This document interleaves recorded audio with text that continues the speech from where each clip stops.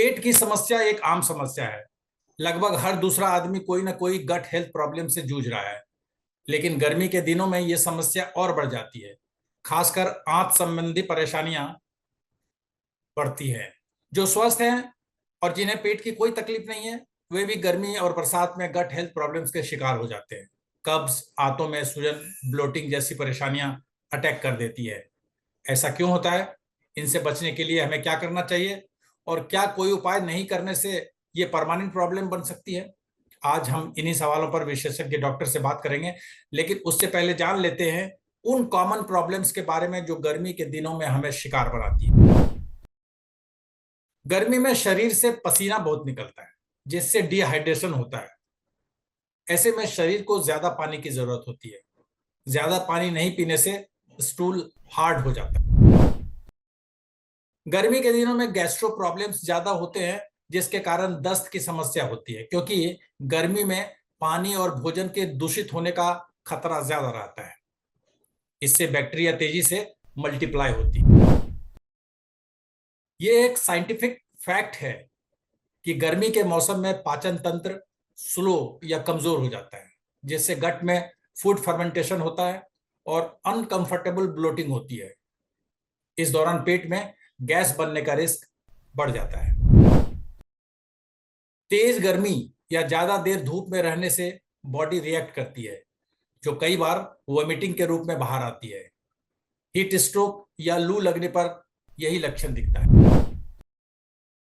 अत्यधिक गर्मी से शरीर में इलेक्ट्रोलाइट की कमी हो जाती है। इलेक्ट्रोलाइट हमें पानी से मिलता है, जिसकी कमी होने से पेट में मरोड़ और दर्द का रिस्क बढ़ जाता है। गर्मी से बचने के लिए लोग सोडा युक्त ड्रिंक्स, खासकर अल्कोहलिक ड्रिंक्स लेते हैं, जो शरीर में एसिड रिफ्लक्स बढ़ा देते हैं, जिससे हार्ट बर्न और चेस्ट डिस्कम्फर्ट की तकलीफ होती है। और अब बात करते हैं कम्युनिटी मेडिसिन के एक्सपर्ट डॉक्टर अमिताभ बनर्जी से कि समर में इन समस्याओं से बचने के लिए डूज एंड डोंट्स क्या हैं। डॉक्टर बनर्जी देश के जाने माने महामारी विशेषज्ञ भी हैं। सर, मेरा पहला सवाल यही है कि समर में पेट की समस्याएं क्यों बढ़ जाती हैं? हाँ किशोर जी, इसके कई कारण हैं।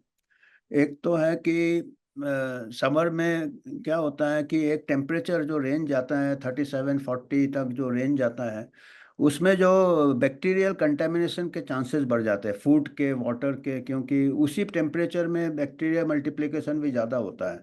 फिर फूड स्पॉइल होने के भी चांसेस बढ़ जाते हैं। रेफ्रिजरेशन हम करते हैं, फिर भी हम अलग अलग जगह खाते हैं, रेस्टोरेंट में इधर जाते हैं या कुछ बाहर खाना रह गया तो बैक्टीरियल ग्रोथ ज़्यादा होते हैं और ये इन्फेक्शन के चांसेस बढ़ जाते हैं, गट इन्फेक्शन, फूड पॉइजनिंग के चांसेस बढ़ जाते हैं। तो ये एक कारण हो सकता है।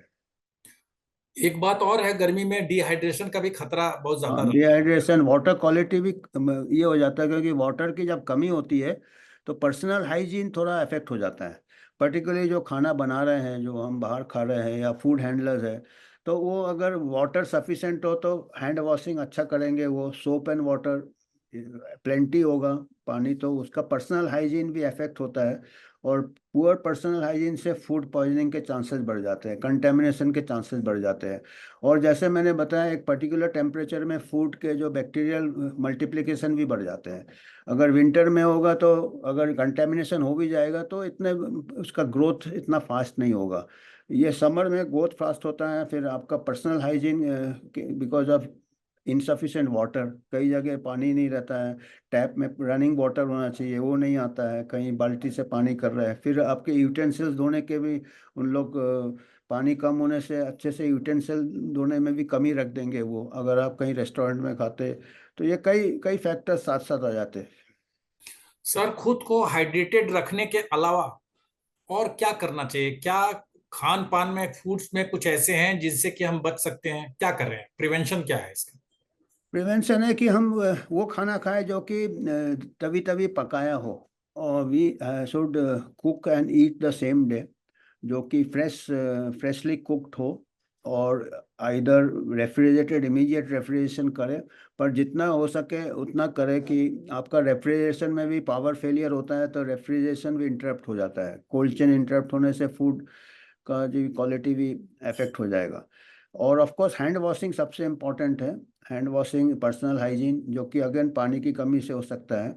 और रॉ फूड अवॉइड करें, जैसे सलाद वलाड वगैरह जो होते हैं काट कर, आजकल फ्रूट काफ़ी लोग खाते हैं, तो क्योंकि जो लोग वो सलाद वगैरह बना के देते हैं उनका पर्सनल हाइजीन में भी affected because lack of water और ड्यू टू समर, तो वो कंटेमिनेशन के, तो अगर फ्रूट वगैरह लेना तो चाहिए तो केल वो ऐसे ले जो आप खुद तो उसको तुरंत तुरंत काटें और खा जाएं। हाँ तुरंत खुद काटे या खाया जाए। जैसे केला ले, खुद आप छिलका निकाल सकते हो, या ऑरेंज ले, केला ले, जो एक्सपोज फूड है। कहीं कहीं अभी तो मक्खियाँ कम दिखती है, पर कहीं कहीं मक्खियाँ का भी डेंसिटी बढ़ जाता है, आपका फ्लाइज, तो उससे भी फूड कंटेमिनेशन, क्रॉस कंटेमिनेशन होता रहता है।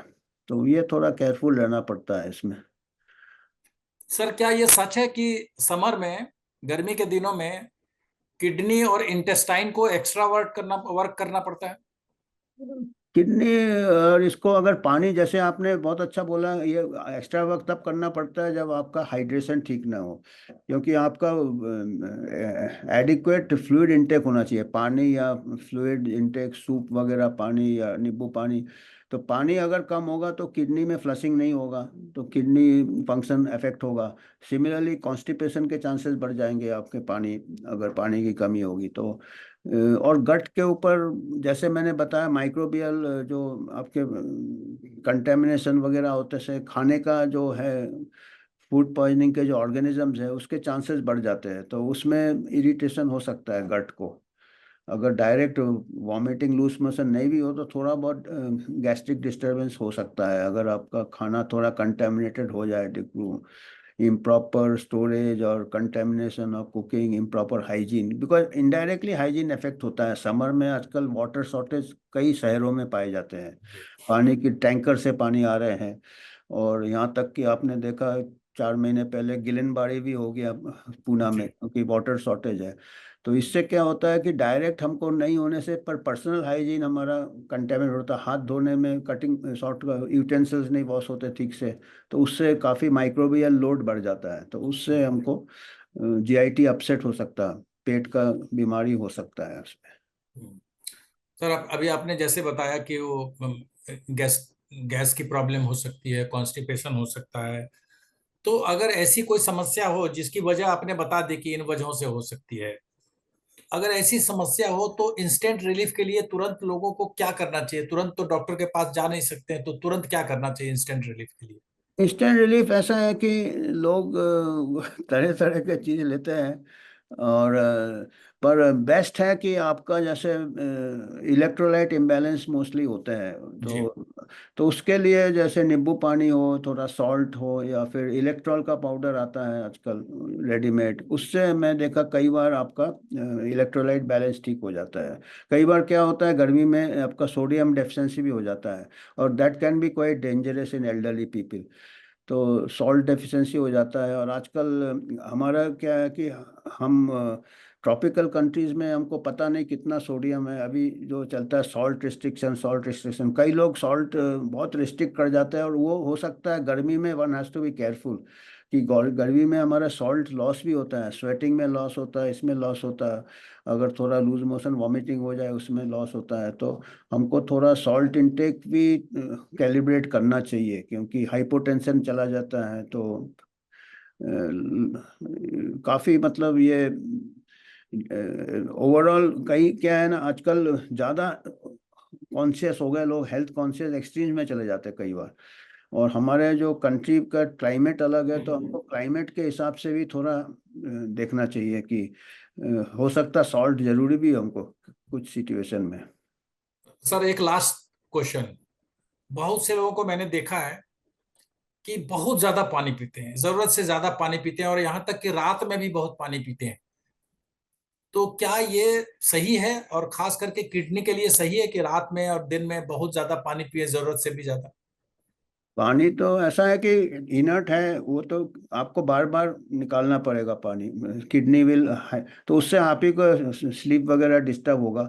तो बेस्ट, पानी का बॉडी के पास खुद मैकेनिज्म है, थर्स्ट, आपको प्यास लगता है वो इंडिकेशन है, तो आप पानी तभी पिए जब आपको प्यास लगता है। तो वो बॉडी खुद सिग्नल डिमांड करते हैं। देता है। तो एक बार आपने पानी पी लिया है और आपको प्यास बुझ गया है, तब तो हमको तो नहीं लगता है। और आपका अगर बहुत हार्ड वर्क कर रहे हैं, बाहर आप फिजिकल एक्टिविटी कर रहे हैं धूप में इसमें, तब आपका पानी रिक्वायरमेंट ज़्यादा होता है। आप घर बैठ के कितना, आप मोस्टली लोग एयर कंडीशन में बैठे रहते हैं, तो उनके लिए अभी बाहर का टेम्परेचर से कोई मतलब नहीं है। पर जो थर्स्ट होता है, that should be the guide for the water intake, not excessive, जिसको कि एक प्रकार से ऑब्सेसिव कंपल्सिव डिसऑर्डर हो जाता है, वो भी ठीक नहीं है। तो जो एयर कंडीशन में बैठे हैं उनको प्यास भी कम लगती है। हाँ, वो अपने आप बॉडी बोलता है जब और एक और चीज़ मैं बताना चाहूँगा कि खाने के बाद पानी नहीं पीना चाहिए। खाने के साथ, खाने के 2 घंटे बाद या 2 घंटे पहले पानी पीना चाहिए। पानी काफ़ी पिए, पर जस्ट खाने के साथ सभी लोग पानी पीते हैं, पर खाने के साथ पानी पीने से क्या है, आपका डाइजेशन बिगड़ जाता है। क्योंकि क्या होता है, जब आप खाना खाते हैं तो गैस्ट्रिक जूसेस एंजाइम्स सीक्रेट करता है स्टमक, और उससे आपका प्रॉपर डाइजेशन होता है। ये भी बहुत इंपॉर्टेंट है। गर्मी की बात आपने की, तो अगर आप पानी ज़्यादा पियेंगे, खाने के साथ पानी पियेंगे, 3-4 गिलास लोग पानी खाने के साथ ले लेते हैं, तो उससे क्या है, आपके एंजाइम्स, गैस्ट्रिक एंजाइम्स डाइल्यूट हो जाएंगे, तो आपको इंडाइजेशन के चांसेस बढ़ जाएंगे। आप समझ रहे हैं बात? तो उससे हम्म। आपको स्टमक अपसेट, ब्लोटिंग वोटिंग होगा। तो आप जब खाने के 2 घंटे पहले या 1 घंटे 2 घंटे पहले पानी ना पीजिए, और खाने के 2 घंटे बाद तक पानी ना पीजिए। तो 2 घंटा टाइम दीजिए, आपका जो खाना खाया अच्छे से डाइजेस्ट हो जाए, जो एंजाइम्स डाइल्यूट नहीं होने चाहिए। फिर उसके बाद खाने के 2 घंटे बाद पानी पीजिए, तो आप देखेंगे कि बहुत अच्छा ये रहेगा। आपका स्टमक भी अपसेट नहीं होगा, आपका फूड भी डाइजेस्ट हो जाएगा। और गर्मी में लोग पानी ज़्यादा पीते हैं, रेस्टोरेंट में जाएंगे पहले इतना बड़ा पानी ले आएगा जग में।